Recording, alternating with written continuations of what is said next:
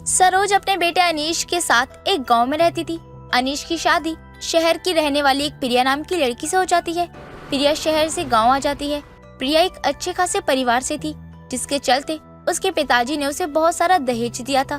तभी एक दिन प्रिया अपने कमरे में शीशे के सामने खड़ी होकर तैयार हो रही होती है। तभी उसकी सास दरवाजा खटखटाकर बोलती है, बहू, अगर तू कोई काम नहीं कर रही है तो क्या मैं अंदर आ सकती हूँ? माँ जी, मेरे कमरे में आने के लिए आपको इजाजत लेने की कोई जरूरत नहीं है। आप जब चाहे मेरे कमरे में आ सकती हैं। प्रिया बहू, वो क्या है ना कि मैंने सुना है कि शहर की लड़कियों को अपना अकेलापन, जिनको वो शायद प्राइवेसी कहती है, बहुत अच्छा लगता है। तो मैंने सोचा कि क्यों मैं तेरी प्राइवेसी छीनूं। माँ जी, सब लड़कियों की सोच एक जैसी नहीं होती है। मैं उन लड़कियों में से नहीं हूँ जो अपने घर परिवार को अच्छे से नहीं रख। मैं हमेशा से अकेली रहती आई हूँ, इसलिए मुझे जॉइंट फैमिली पसंद है और मुझे अकेले रहने का कोई शौक नहीं है। वो तो मैंने जब तुम्हें पहली नजर में देखा था तभी जान लिया था कि मेरी बहू बेशक शहर की है, लेकिन उसके अंदर संस्कार बहुत है। बताइए माँ जी, आप मेरे कमरे में किस काम से आई थी? अरे हाँ बहू, आई तो मैं किसी काम से ही थी, लेकिन तुझसे बात करने के चक्कर में सब भूल गई। बाहर कितनी गर्मी है, लेकिन तेरा कमरा कितना ठंडा क्यों है? लगता है कि अभी तुम्हारा कमरा नया नया बनवाया है, इसीलिए ठंडक दे रहा है। अपनी सास की बात सुनकर प्रिया मुस्कुराने लगती है, जिसे देखकर उसकी सास को बड़ा अजीब लगता है और वो उससे पूछती है, क्या हुआ बहू, तू मेरी बात सुनकर ऐसे मुस्कुरा क्यों रही है? मैंने कुछ गलत बोल दिया क्या? नहीं माँ जी, आपने कुछ गलत नहीं बोला है। मैं तो बस। तो फिर तू हंस क्यों रही है? पक्का यकीनन तू मेरी बातों पर ही हंस रही थी। तूने तो आते ही मेरी बेइज्जती करना शुरू कर दिया। माना मैं गाँव की हूँ, लेकिन गवार नहीं हूँ जो तू मुझ पर हंस रही है। माँ जी, अगर आपको बुरा लगा हो तो मुझे माफ कर दीजिएगा, लेकिन मैं तो बस अपनी बात रख रही थी और हंस रही थी। आपने ये कहा कि यहाँ का कमरा ठंडा है, बल्कि कमरे में तो एसी है, इस कारण से कमरा ठंडा लगता है। बहू, सुबह सुबह तुझे पागल बनाने के लिए मैं ही मिली हूँ क्या? इतना तो मुझे भी पता है कि एसी हो या पंखा या लाइट, सब बिजली से ही चलता है। और जब 2 दिन से बिजली नहीं आ रही तो तेरे पास एसी कैसे चलेगा? माँ जी, ये इन्वर्टर से ही चलता है। जब लाइट थी तभी तो मैंने इन्वर्टर चार्ज कर लिया था, ताकि लाइट जाने के बाद भी हमें गर्मी झेलना ना पड़े, क्योंकि मुझे पता है गांव में लाइट का कोई भरोसा नहीं होता है। बहू, इस एसी के बारे में तो मैंने कभी सुना ही नहीं था। तूने अपने दहेज के सामान लाने में बड़ा ही दिमाग लगाया है। अगर बिना इन्वर्टर वाला एक लाती तो वो तो सिर्फ दीवार पर लगाने के ही काम आता ना। मैं जानती थी माँ जी कि मेरी शादी गांव में हो रही है, तो मुझे सभी चीज गांव में लेकर ही रहनी पड़ेगी, क्योंकि मैं नहीं चाहती थी कि किसी भी वजह से मुझे गांव वालों की 4 बातें सुननी पड़े या मुझे किसी भी प्रकार की परेशानी का सामना करना पड़े। अपनी बहू की समझदारी वाली बातें सुनकर सरोज को बहुत ही खुशी होती है और वो उसे आशीर्वाद देकर उसके कमरे से चली जाती है। प्रिया शहर की होने के बाद भी बड़े अच्छे तरीके से गांव में रह रही थी। एक दिन गांव की कुछ औरतें नीम के पेड़ के नीचे बैठी आपस में बातें कर रही होती हैं। तभी सरोज भी वहां जाती है, जिसे देखकर एक विनीता नाम की औरत बोलती है, अरे सरोज बहन, आज इतने दिनों बाद तुम यहाँ कैसे? बहू मायके चली गई है क्या? क्योंकि जब से तुम्हारी बहू आई है तुम तो घर से बाहर ही नहीं आती। क्यों ही निकलूं विनीता बहन, बाहर तो ऐसे आग उबलती है कि एकदम कहर। बाहर निकलने का तो मन ही नहीं करता। अरे सरोज बहन, तुम तो ऐसे बोल रही हो जैसे तुम्हारे घर में एसी लगा हो और तुम हमेशा उसके आगे बैठी रहती हो। वैसे विनीता बहन, बात तो तुमने बिल्कुल सही बोली। बैठी तो मैं एसी के सामने ही हूँ, तभी तो मेरा घर से बाहर निकलने का मन नहीं करता है। हाँ हाँ, जानती हूँ सरोज बहन कि तुम्हारे घर में एसी आया है और उसके तुम गुणगान ही करती रहती हो, और बिना लाइट के तो एसी किसी काम का नहीं है, क्योंकि वो दीवार पे ही लटका रहेगा। अगर मेरे घर में साधारण एसी होता तो तू यही बोलती तो अच्छा भी लगता, लेकिन मेरी बहू इन्वर्टर एसी लाई है जो कि बिना बिजली के भी चलता है। वो क्या होता है सरोज बहन? हमने तो आज तक ये नहीं सुना, इन्वर्टर वाला एसी। तो देर किस बात की है, चल मेरे घर में। इसी बहाने इस कड़कती धूप में एसी की ठंडी हवा भी मिल जाएगी। तू भी क्या याद रखेगी सरोज का कितना बड़ा दिल है। सरोज की बात सुनकर सभी औरतें खुश हो जाती हैं, क्योंकि सभी औरतों का गर्मी में बुरा हाल था, क्योंकि गांव में कई दिनों से लाइट नहीं आई थी। कुछ देर बाद सरोज सभी औरतों को लेकर अपने घर पहुंचती है, जिन्हें देखकर उसका बेटा अनीश बोलता है, माँ, आप इतनी सारी औरतों को लेकर घर क्यों आई हो? घर में कोई दावत है क्या? बेटा वो मैं बेटा मैं तुझे बताती हूँ हम यहाँ पर क्यों आए हैं। दरअसल सरोज बहन के वहाँ पर इन्वर्टर वाला एसी है, तो हमने सोचा कि हम भी उसका मजा ले लें गर्मी के टाइम पर। माँ, प्रिया ना घर का सारा काम करके अभी आराम करने को गई है और आप हो कितनी सारी औरतों को लेकर घर आ गई हो। अगर प्रिया कुछ कह देगी ना इनके सामने आपको तो कितना बुरा लगेगा आपको। कम से कम एक बार पूछ तो लेना चाहिए था। बेटा ये तो मैंने पहले सोचा ही नहीं कि बहू से भी एक बार पहले पूछ लेना चाहिए। सरोज और अनीश आपस में बातें कर ही रहे होते हैं, तभी प्रिया वहाँ जाती है और इतनी सारी औरतों को घर में देखकर अपनी सास से बोलती है, माँ जी आपने इन लोगों को यहाँ बिना लाइट बिना पंखे के खड़ा क्यों कर रखा है। इन सभी को लेकर मेरे कमरे में जाइए, वहाँ एसी चालू करके आराम से बैठिएगा जब तक मैं आप लोगों के लिए ठंडा शरबत लेके आती हूँ। हाय सरोज, तेरी बहू का कमरा कितना ठंडा है, ऐसा लग रहा है कि मैं जन्नत में आ गई हूँ। मैंने तुझे कहा था ना कि मेरी बहू इन्वर्टर एसी लाई है। अब मजा आया ना गर्मी में ठंड का एहसास पाकर। बिल्कुल आया सरोज, अगर घर में इन्वर्टर वाला एसी हो तो कुछ दिन लाइट ना हो तो आराम से गुजारा चल जाएगा, और जब लाइट आए तो चार्ज हो जाएगा। बिल्कुल सही, जब से ये इन्वर्टर एसी लेकर आई है ना तब से हमें गर्मी का बिल्कुल भी एहसास नहीं होता है। हाँ बस रात में थोड़ी सी परेशानी होती है क्योंकि बाहर हॉल में सोना पड़ता है ना। सरोज तू एक काम क्यों नहीं करती, अपनी बहू से कहकर एक इन्वर्टर वाला एसी मंगवा ले और उसे हॉल में लगा ले, ताकि तेरे साथ साथ आने जाने वाले लोगों को भी ठंडी हवा मिल सके और हम रोज रोज आकर बहू के कमरे में बैठ जाए। अच्छा थोड़ी लगेगा। वैसे बात तो तू सही कह रही है, मैं बहू से कहकर एक और नया इन्वर्टर एसी मंगवा लेती हूँ और उसका जो भी पैसे बनेंगे उसे मैं दे दूंगी। ये की ना तूने समझदारी वाली बात। अब जल्दी से ना एक नया इन्वर्टर वाला एसी मंगवा ले और हॉल में लगा ले, ताकि तेरे साथ साथ हमें भी इन्वर्टर की हवा लगे, क्योंकि गांव में कोई भरोसा नहीं है लाइट का। तो चिंता मत कर, मैं जल्दी अपनी बहू से बात करूंगी। मुझे यकीन है कि वो मुझे मना नहीं करेगी। गांव के सभी लोग इन्वर्टर एसी की हवा पाकर बहुत खुश हो जाते हैं। साथ ही सरोज और उसकी बहू की बहुत तारीफ करते हैं। उसके जाने के बाद सरोज अपनी बहू से कहकर उसके मायके से एक और नया इन्वर्टर एसी मंगवा लेती है और बदले में उन्हें पैसे दे देती है, जिसके बाद अब प्रिया के साथ साथ सरोज भी इन्वर्टर एसी की हवा खाती है और गर्मियों के दिनों में भी सुकून से सोती है। रजनी रात के 2 बजे रसोई में खाना बना रही होती है, तभी उसका पति अजय रसोई में पानी लेने के लिए आता है और उसे खाना बनाते हुए देखकर बोलता है, रजनी, तुम्हारी दिमागी हालत खराब है क्या? अगर है तो बता दो मुझे, डॉक्टर के पास लेके चलता हूँ। अभी हमारी शादी को ज्यादा समय भी नहीं हुआ है। आप रात के 2 बजे क्या बकवास कर रहे हैं? आप इतनी रात को रसोई में क्या कर रहे हैं?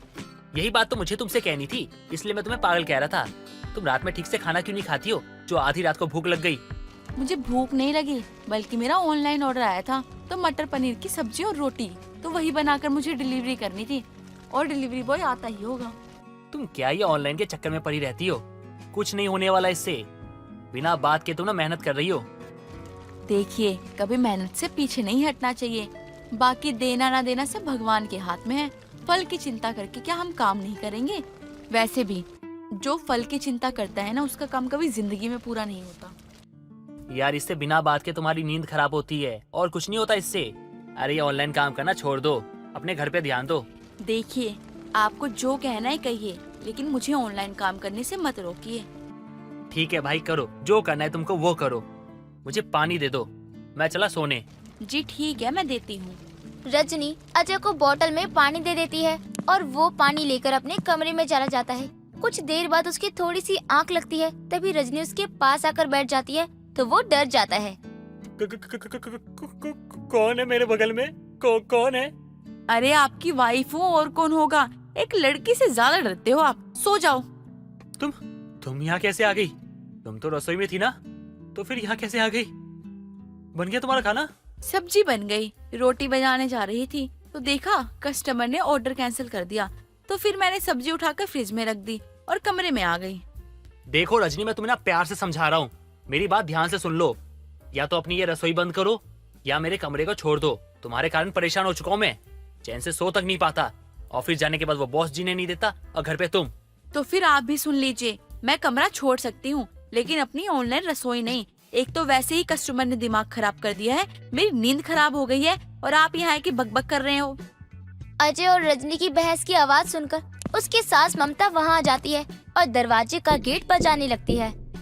बहू, अजय बेटा, क्या हुआ? तुम दोनों लड़ क्यों रहे हो? कोई बात है क्या? लो, हमारी आवाज के कारण ना माँ भी उठ के आ गई। अब उनको जवाब तुम दोगी, मैं नहीं दूंगा कि हम क्यों झगड़ा कर रहे हैं।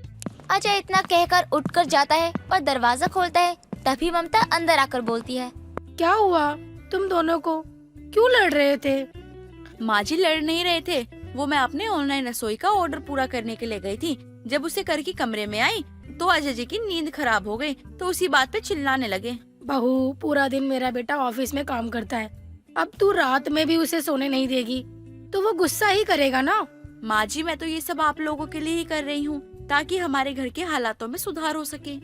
बहू, हमें तेरे पैसे नहीं चाहिए, उससे हमारा कुछ नहीं होता, इसलिए तू अपनी ये ऑनलाइन रसोई दिन में चलाया कर, रात में नहीं। रात में मेरे बेटे को आराम करने दिया कर। जी माँ जी, मैं आगे से ऐसा कुछ नहीं करूँगी। थोड़ी देर बाद ममता वहाँ से चली जाती है और अजय और रजनी भी सो जाते हैं। ऐसे ही दिन बीतते हैं और बहुत कोशिशों के बाद भी रजनी की ऑनलाइन रसोई इतनी अच्छी नहीं चलती है जितनी वो मेहनत करती है। ऐसे ही एक रोज वो अपने परिवार वालों के साथ तैयार होकर कहीं पार्टी में जा रही होती है। तभी उसके पास एक बड़ा सा ऑर्डर आता है, जिसे देखकर तो वो बहुत खुश हो जाती है। तभी अजय कमरे में आता है और बोलता है, रजनी जल्दी करो यार, बहुत देर हो चुकी है, सब पार्टी में पहुंच चुके हैं हमें छोड़कर। मैं वो, अगर मैंने इन्हें बोल दिया ना कि मुझे अपनी ऑनलाइन रसोई के लिए ऑर्डर पूरा करना है तो ये फिर से गुस्सा हो जाएंगे। अरे अब बोलो भी, ये वो मैं क्या बोल के चुप हो गई? जल्दी बोलो, पनवेल निकलना है। वो मेरी तबीयत बहुत खराब हो गई है, मेरे पेट में बहुत दर्द हो रहा है अचानक से। ऐसा क्या हो गया तुम्हें? तुम तो अभी ठीक थी, फिर अचानक से क्या हो गया? चलो ना यार, मजाक मत करो। नहीं, मैं नहीं जा सकती हूँ, वो गर्ल्स वाली प्रॉब्लम हो गई है। आप तो जानते हैं ना कि मेरे पेट और कमर में कितना दर्द होता है, मुझसे खड़ा ही नहीं हुआ जाएगा और बिना बात के आपकी पार्टी भी खराब हो जाएगी। यार इसको भी अभी आना था, अब मैं अकेले बोर हो जाऊंगा पार्टी में। सॉरी, बट ये बताकर तो नहीं आता ना, जो मुझे पहले से ही पता होगा। कोई बात नहीं, तुम आराम करो, अब मैं चलता हूँ। माँ तो पड़ोस वाली आंटी के साथ जा चुकी है। जी ठीक है, जाइए, पर आराम से जाइएगा। कुछ देर बाद अजय वहाँ से चला जाता है। जैसे ही अजय घर से बाहर जाता है तभी रजनी जल्दी से रसोई में जाती है और अपना खाना बनाने लगती है। तभी अजय वापस आ जाता है और रजनी को रसोई में खड़ा देखकर वह समझ जाता है और बोलता है, अच्छा तो ये है तुम्हारे पेट दर्द का सच? तुम्हारे पेट में दर्द नहीं था, तुम्हें ऑर्डर पूरा करना था। यार तुम अब इसके लिए झूठ बोलने लग गई। देखिए मेरी बात तो सुनिए। बस मुझे कुछ नहीं सुनना है। आज मैं तुम्हें एक बात समझा रहा हूँ, तुम्हारे लिए ऑनलाइन रसोई के सिवा कुछ और जरूरी नहीं है ना, तो मैं भी देखता हूँ तुम अपने ऑनलाइन के काम से कौन सा तीर मारती हो। अजय वहाँ से गुस्से में चला जाता है, लेकिन रजनी भी अपने पति के गुस्से को अनदेखा करके अपना ऑर्डर पूरा करने में लग जाती है और थोड़ी देर बाद वो अपना सारा ऑर्डर पूरा करके डिलीवरी बॉय को दे देती है, जिसके बाद वो अकेले अपने कमरे में जाकर बैठ जाती है। काफी देर तक उसको नींद नहीं आती। तभी वो अपनी दोस्त गीता को फोन करती है। मैंने तुझे फोन करके परेशान तो नहीं किया ना? तू ये कैसी बात कर रही है यार, तू मेरी दोस्त है, तू कभी भी कॉल कर सकती है और इसमें परेशानी वाली क्या बात है? और आज तूने कॉल वैसे कैसे किया? कुछ नहीं, बस तुझसे मिलने का मन कर रहा था, तो वही सोच रही थी कि तू अगर ऑफिस से निकली हो तो मुझे फोन कर लियो ताकि मैं तुझसे मिल लूं। अच्छा हुआ यार तूने कॉल कर लिया, मैं तो बस अभी घर से बाहर ही जाने वाली थी। तो फिर तू आ रही है या नहीं मुझसे मिलने? हाँ यार, मैं तुझसे मिलने आ ही रही हूँ, और ऐसा हो सकता है तू बुलाए और मैं ना आऊँ। गीता इतना कहकर फोन रख देती है और रजनी के घर के लिए निकल जाती है। कुछ देर बाद गीता रजनी के घर पहुंचती है और चाय नाश्ता करके रजनी से बोलती है, बता क्या हुआ, तू कुछ परेशान सी लगी है यार। यार मैं थोड़ी अपनी ऑनलाइन रसोई से परेशान हूँ, मेहनत तो कर रही हूँ लेकिन उतना अच्छा रिस्पॉन्स नहीं आ रहा है, बता ना मैं क्या करूँ? तू एक काम कर यार, ऑनलाइन खाना डिलीवर करने के साथ ना तू अपना ना खुद का ना ऑनलाइन फूड का चैनल शुरू कर ले, जिससे खाना भी बनाती रहेगी और दिखाती भी रहेगी लोगों को। और एक काम करना, इंस्टाग्राम भी चालू कर ले, तेरा ऑनलाइन काम भी ना अच्छा चल जाएगा और टाइम ना उतना ही लगेगा यार। वो कैसे करेंगे, मुझे अच्छे से समझा, क्योंकि मेरे घर वालों को लगता है कि मेरे अंदर कोई हुनर ही नहीं है। वो मेरी ऑनलाइन रसोई के काम की वैल्यू नहीं करते। सबकी ना अपनी सोच होती है और इस सोच को ना सिर्फ तू पैसे से बदल सकती है। जिससे तू जब लाखों रुपए कमाएगी ना ऑनलाइन से, तब ना सब तेरी खुद तारीफ करने लग जाएंगे। तू सच बोल रही है ना? अब तूने जैसा बोला है मैं वैसा ही करूँगी, और कोई चाहे कुछ भी बोले मैं पीछे नहीं हटूंगी। रजनी को गीता की बातों से एक हिम्मत मिलती है, जिसके बाद वो Insta, Facebook, YouTube online platform के जरिए अपनी ऑनलाइन रसोई को आगे बढ़ा लेती है। देखते देखते इस बात को सालों गुजर जाते हैं और सालों की कड़ी मेहनत के बाद एक दिन रजनी के अकाउंट में 2 लाख रुपए आते हैं, जिसे देखकर उसका पति हैरान रह जाता है और बोलता है, तुम्हारे अकाउंट में इतने सारे पैसे ये कहाँ से आए? मैंने ये सारे पैसे ऑनलाइन रसोई से कमाए हैं, और ये पैसे तो सिर्फ 2 महीने की कमाई है। रोज की कमाई बताऊंगी तो आप हैरान हो जाएंगे। मुझे माफ कर दो, मुझसे गलती हो गई। मैंने बहुत बुरा बर्ताव किया तुम्हारे साथ। मुझे आपकी माफी नहीं चाहिए, आपका साथ चाहिए। अब तो आप मेरे ऑनलाइन काम से गुस्सा नहीं होंगे ना? नहीं, कभी नहीं। आज के बाद मैं तुम्हें कुछ नहीं कहूँगा, बल्कि तुम्हारा साथ दूंगा। रजनी के ऑनलाइन काम को समझने और उसकी तरक्की को देखने के बाद उसका पति और उसकी सास दोनों उसका साथ देने लगते हैं और समय के साथ रजनी अपनी ऑनलाइन रसोई के जरिए बहुत अमीर बन जाती है और अपने घर की सारी परेशानियों को दूर कर देती है। जबलपुर शहर में मीरा और उसकी बेटी रश्मि रहती थी। मीरा की बेटी रश्मि बहुत कामचोर थी और वो कुछ काम बिना कहे नहीं करती थी, बस सारा दिन सोती रहती थी और मीरा पूरा घर संभालती थी। और फिर एक दिन सुबह के समय मीरा रश्मि के कमरे में जाती है। ओ रश्मि, उठ जा, समय देख, सूरज निकल गया है, तुझे शर्म नहीं है? अरे रश्मि, पता नहीं कब सुधरेगी। दुखी हो गई हूँ मैं तो इससे। जल्दी से इसकी शादी हो जाए, क्या पता सुधर जाए। हाँ माँ, उठ रही हूँ, थोड़ी देर और सोने दो ना। इस लड़की को कौन समझाए, मैं तो बहुत परेशान हो गई हूँ इससे। अब इसकी शादी कराना ही सही रहेगा। जब घर की जिम्मेदारियाँ उठाएगी ना तो सब समझ जाएगी ये। ऐसा बोलकर मीरा रश्मि के कमरे से रसोई में खाना बनाने के लिए जाती है। तभी मीरा का पड़ोसी रमेश आता है। मीरा बहन, कहाँ हैं आप? अरे ओ मीरा बहन। हाँ भाई साहब, आती हूँ अभी। मीरा रसोई से बाहर आती है। अरे भाई साहब, कैसे आना हुआ? सब ठीक तो है ना? हाँ मीरा बहन, सब ठीक है। मार्केट से आ रहा था तो सोचा कुछ काम की बात कर लूं। कैसी काम की बात? भाई साहब माफ करना, मैं समझी नहीं कुछ। अरे कहना क्या चाहते हो? मीरा बहन, मेरी नजर में आपकी बेटी रश्मि की शादी के लिए शहर के पास का एक लड़का है और अच्छा खासा घर बार है उसका। तुम्हारी बेटी रश्मि बहुत खुश रहेगी वहाँ पर, तो सोचा कि तुम्हारी बेटी के लिए रिश्ते की बात ही कर लूं, अगर आप बुरा ना माने तो। मेरी बेटी घर का काम तो करती नहीं है, ऊपर से उसे खाना बनाना भी नहीं आता। कोई बात नहीं, जब शादी होने के बाद जिम्मेदारियां आएंगी तो अपने आप से बनाना सीख जाएगी और घर भी संभाल लेगी, और उसकी उम्र भी हो गई है शादी की। अरे वाह रमेश भाई साहब, ये तो बहुत खुशी की खबर लाए हैं आप। मेरी लड़की बड़ी भी हो गई है और रश्मि को सब काम अच्छे से आता है। मेरी बेटी बहुत ही संस्कारी है, उसे हर तरह का खाना बनाना आता है और मुझे पता है मेरी लड़की पूरा घर अच्छे से संभाल लेगी। मीरा बहन, इससे अच्छी बात और क्या हो सकती है। फिर मैं कल लेकर आता हूँ लड़के और उसके परिवार को शादी की बात आगे बढ़ाने के लिए। ऐसा बोलकर रमेश अपने घर चला जाता है और फिर अगले दिन योगेश और उसकी माँ रश्मि को देखने के लिए रश्मि के घर आते हैं। रिश्ते के कुछ हफ्ते बाद रश्मि और योगेश की शादी हो जाती है और रश्मि धीरे धीरे सब सीख जाती है और पूरा घर भी संभाल लेती है। ऐसे ही एक दिन रश्मि की सास सरिता रश्मि से बिरयानी बनाने के लिए बोलती है। बहू, आज सबके लिए बढ़िया सी बिरयानी बना ले, काफी समय हो गया बिरयानी खाए। जा, सबके लिए आज बिरयानी बना, तेरे हाथ की बिरयानी खानी है मुझे और योगेश को। ठीक है माँ जी, मैं बना देती हूँ।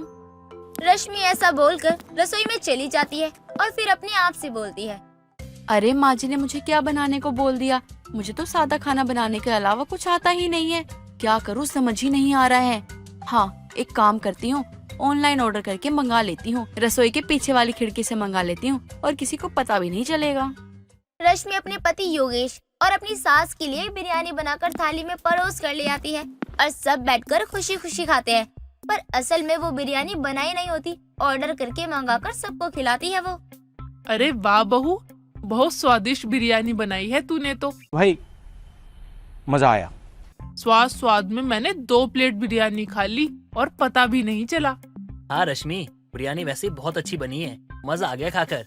आज तुम्हारे हाथ की बिरयानी भी खा ली हमने। सरिता और उसके बेटे योगेश को रश्मि के हाथ की बिरयानी पसंद आई थी और सरिता और योगेश रश्मि को बिरयानी बनाने के लिए बोलते थे और रश्मि हर दूसरे दिन बिरयानी ऑर्डर करके सबको खिला देती थी। सभी खुशी खुशी खा भी लेते थे। ऐसे ही दिन बीतते हैं और फिर एक दिन सरिता की बहन बिमला रहने के लिए गांव से आती है। अरे ओ सरिता कहाँ है? घर में दिखाई क्यों नहीं दे रही है? कहीं चली गई है क्या? ये आवाज तो विमला दीदी की लग रही है, शायद मेरा वहम होगा, छोड़ो। अरे ऐसे कहाँ चली गई जो अभी तक बाहर नहीं आई? अरे फिर से आवाज आई विमला दीदी की, बाहर जाकर देखती हूँ। सरिता अपनी बड़ी बहन की 2 बार आवाज सुनने के बाद कमरे से बाहर आती है और विमला को देखकर सरिता बहुत खुश हो जाती है और आते ही उसे गले लगा लेती है। विमला दीदी, आपने तो दिल खुश कर दिया यहाँ आके। दीदी सच में बहुत खुशी हुई आपको देखकर। जब से योगेश और बहू रश्मि की शादी हुई है तब से समय ही कहाँ मिला फुर्सत में बात करने का। हाँ, मैंने सोचा कि अभी गर्मी कम है तो हो आऊं कुछ दिन और तेरे बहू और बेटे से भी मिल लूंगी। वैसे कहाँ है तेरी बहू रश्मि? बुला तो जरा, मिलवाओ उसे अपनी मौसी से। हाँ अभी बुलाती हूँ दीदी, रुको। अरे ओ रश्मि बहू, जरा बाहर आ, देख कौन आया है। रश्मि अपनी सास सरिता की आवाज सुनकर कमरे से बाहर आती है और अपनी मौसी सास को देखकर बोलती है, नमस्ते मौसी जी।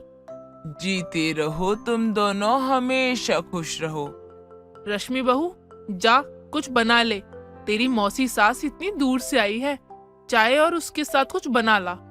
जी माँ जी, अभी लाती हूँ बनाकर, आप दोनों बात कीजिए जब तक। रश्मि चाय और पकोड़े बनाने के लिए रसोई में जाती है और चाय और पकोड़े बनाकर विमला के लिए और अपनी सास के लिए लेकर आती है और तीनों सास बहू चाय पीते पीते बातें करते हैं और बातें करते करते शाम हो जाती है। थोड़ी देर बाद ही रश्मि का पति योगेश आ जाता है ऑफिस से और अपनी मौसी को देखकर खुश हो जाता है।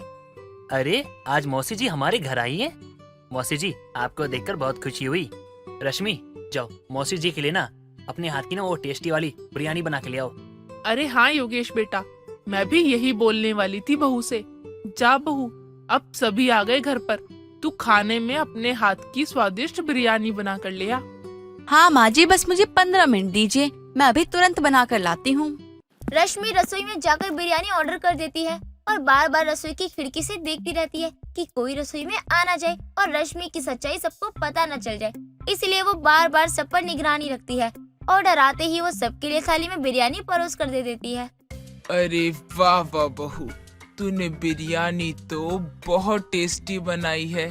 तेरे हाथ में तो जादू है जादू, जो इतनी स्वादिष्ट बिरयानी बनाई है और वो भी इतने कम समय में, सिर्फ और सिर्फ 15 ही मिनट में। हाँ दीदी, जब से रश्मि बहू ने शादी के बाद हमें पहली बार अपने हाथ से बनी टेस्टी बिरयानी खिलाई थी, जब से हम हर दूसरे दिन बिरयानी खाते हैं बहू के हाथ की। सभी खुशी खुशी बिरयानी खाते हैं और रश्मि की तारीफ करते हैं। किसी को कोई शक नहीं हुआ था। ऐसा करते हुए 1 महीना हो गया था। किसी को जरा सी भनक नहीं पड़ी कि वो सब इतने दिनों से रश्मि के हाथ की नहीं बल्कि बाहर की गई ऑर्डर हुई बिरयानी खा रहे हैं। और फिर एक दिन रश्मि की सास सरिता किसी काम से रसोई में जाती है और देखती है कि स्लैब के नीचे बहुत सारे बिरयानी के रैपर पड़े हुए हैं और सोचती है, ये इतने सारे रैपर कहाँ से आए? हमने तो कुछ ऑर्डर भी नहीं करा और बहू ने बिरयानी बनाई तो कुछ बर्तन भी गंदा नहीं हुआ, सब कुछ साफ सुथरा रखा हुआ है। और बहू बिरयानी बनाने के बाद रसोई में भी नहीं आई, जो उसने सफाई कर दी होगी। जाके पूछती हूँ। सरिता बिरयानी के सारे रैपर लेकर रश्मि के कमरे में जाती है और उसे बोलती है, देखा आपने लापरवाही का नतीजा है। रश्मि बहू, ये सब क्या है? मतलब इतने दिन से तुम हम सबको बाहर से ऑर्डर की हुई बिरयानी खिला रही थी। माँ जी मुझे माफ कर दो, वो क्या है ना, मुझे बिरयानी बनानी नहीं आती। तो जब आपने मुझे पहली बार बिरयानी बनाने को बोला तो मेरी हिम्मत नहीं हुई कि मैं आपको आकर मना कर दूं कि मुझे बिरयानी बनानी ही नहीं आती, इसलिए मैंने ऑर्डर करके मंगा ली। मुझे माफ कर दीजिए माँ जी, अब मैं ऐसी कोई गलती नहीं करूँगी। आखिर में रश्मि का सच सबके सामने आ जाता है और रश्मि अपने पति योगेश, अपनी सास सरिता से माफी मांग लेती है और उसकी सास रश्मि को बिरयानी बनाना सिखा देती है। फिर रश्मि अपने हाथ से बनाई हुई बिरयानी सभी को खुशी खुशी खिलाती है।